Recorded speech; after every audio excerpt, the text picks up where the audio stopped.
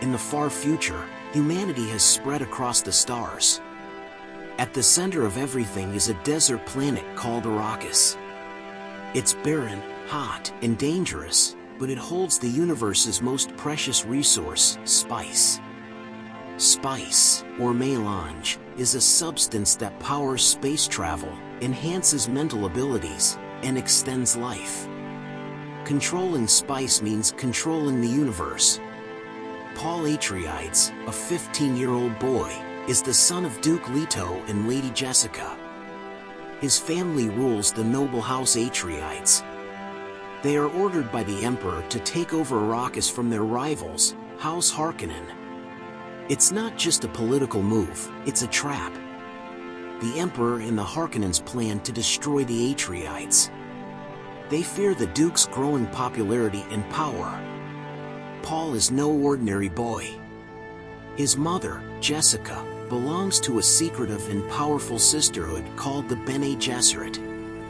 They train women in mental and physical skills, and they've been breeding bloodlines for centuries to produce a superhuman they call the Kwisatz Haderach. Jessica was supposed to have a daughter, but she defied the sisterhood and gave birth to Paul. He may be the Kwisatz Haderach, born a generation early. From the start, Paul has strange dreams. He sees glimpses of the future, strange desert people, and mysterious blue-eyed women. He doesn't fully understand what they mean. When the Atreides arrive on Arrakis, they find danger everywhere.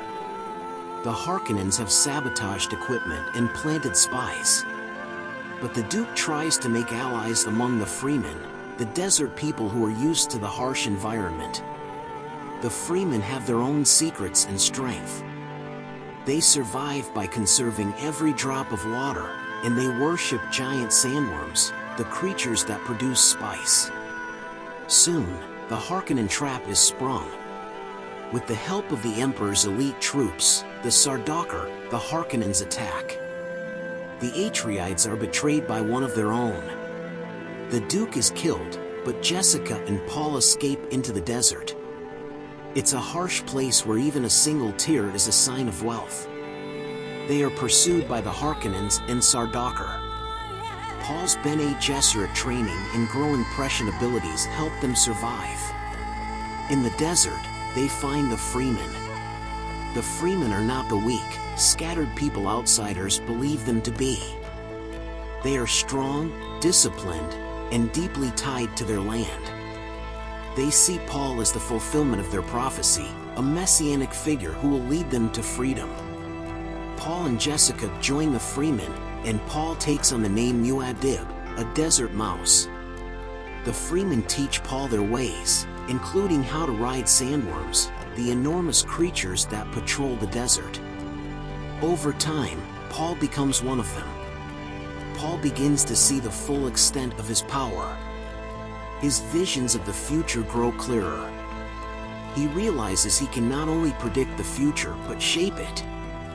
He foresees a terrible holy war spreading across the universe in his name. It's a future he wants to avoid but cannot fully control. As he grows into a leader, Paul gains the loyalty of the Fremen.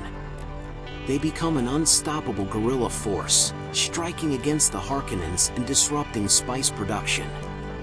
This terrifies the Emperor, whose power depends on the spice trade. Paul also discovers the truth about spice in the desert.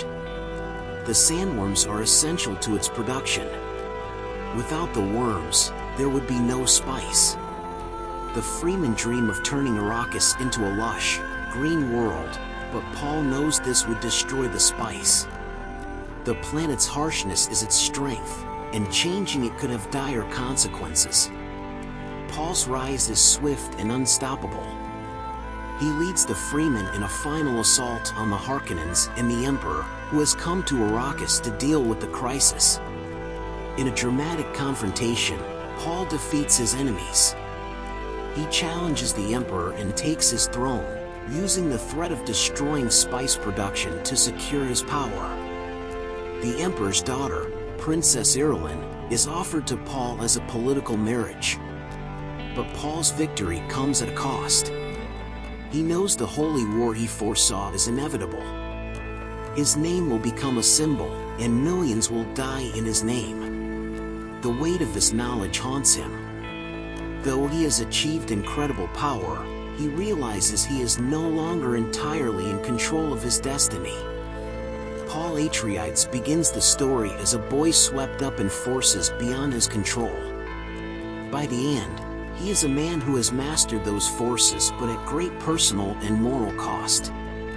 Arrakis, with its endless sands and towering worms, becomes a stage for a tale of survival, destiny, and the dangerous intersection of power and prophecy. Even today, we can see reflections of Dune. The fight for resources like oil or water echoes the struggle for spice. The manipulation of religion and belief for political ends feels all too familiar. Paul's journey warns us about the dangers of power and how even the best intentions can lead to unforeseen consequences.